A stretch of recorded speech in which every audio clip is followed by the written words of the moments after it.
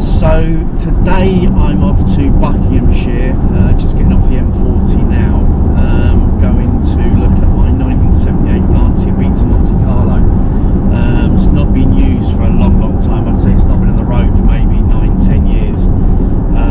I've owned it for probably 2.5 years now, and since the day I bought it, it went off to the restoration garage, and I've been to see it a few times, but I've never actually turned a wheel in the car.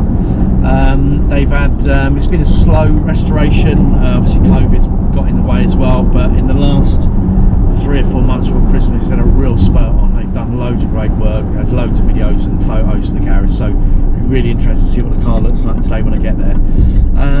Dropping off a few bits and pieces as well. I've got some butterfly alloys, the original Monte Carlo refurbished butterfly alloys with brand new tyres.